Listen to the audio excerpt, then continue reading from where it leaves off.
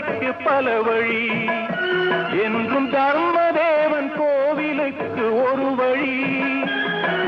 பாவம் என்ற கல்லறைக்கு பல வழி, என்றும் தர்மதேவன் கோவிலுக்கு ஒரு வழி. இந்த வழியொன்றுதான் எங்கள் வழி என்று நாம் நேர்மை ஒரு நாளும் தவறாமல் நடை போடுவோம். ஒன்றே குலம் என்று பாடுவோம், ஒருவனே தேவன் என்று போற்றுவோம்.